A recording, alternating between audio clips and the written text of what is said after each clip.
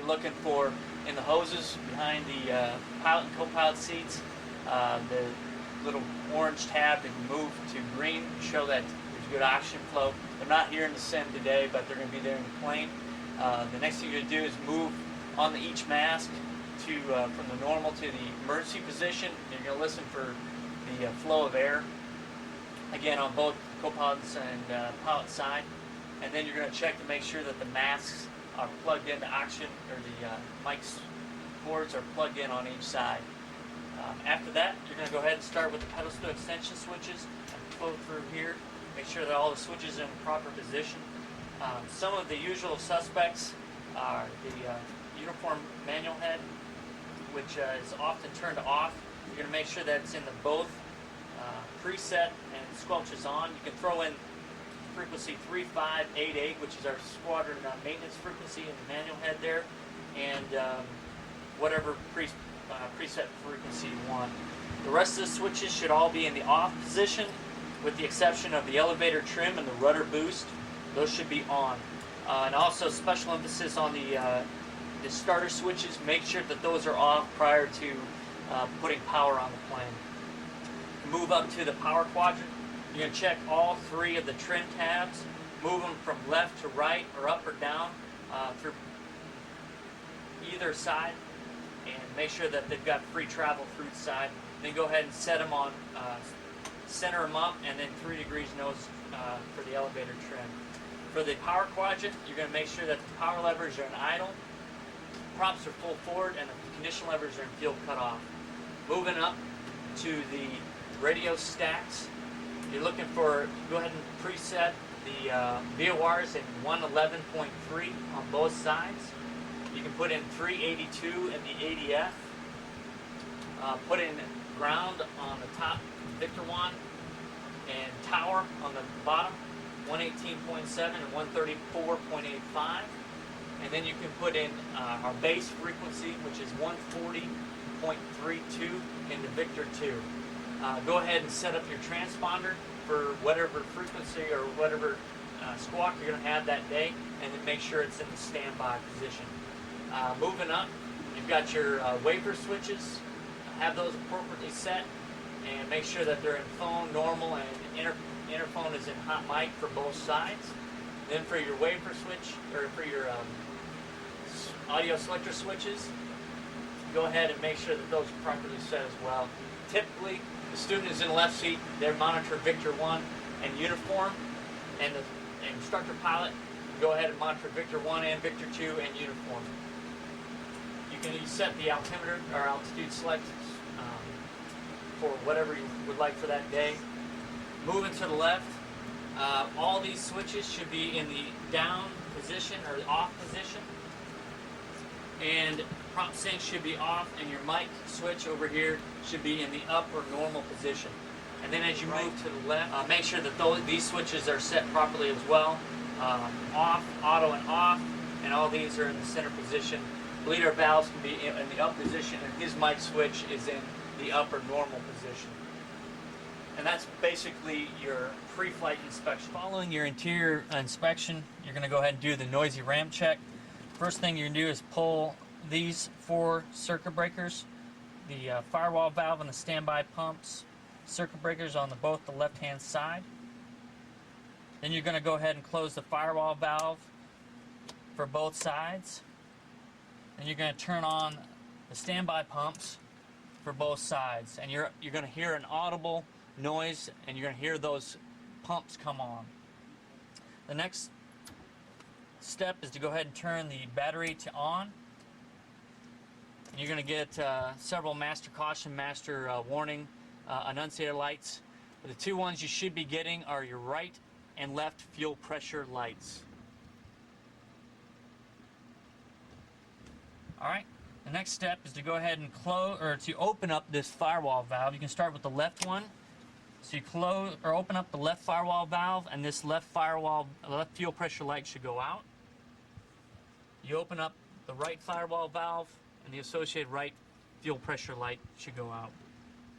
We'll turn off the left standby pump, and that left fuel pressure light should come on with the associated master caution. Same thing with the right standby pump and right fuel pressure light. You're also going to note that the no transfer lights are on as well. At this time, you can go ahead and reset the circuit breakers. And we'll go ahead and check our cross feeds.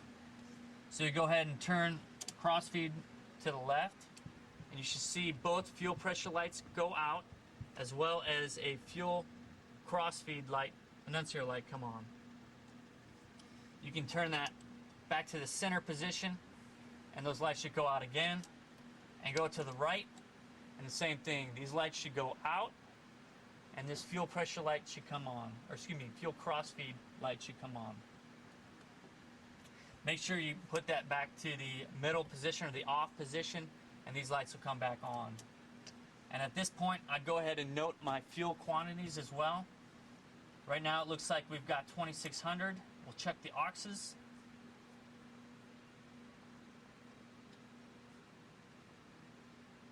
Looks like we've got 1,000 pounds in the oxes, so for a total of 3,600 pounds. And then just go ahead and secure your battery, and that's the noisy ramp check.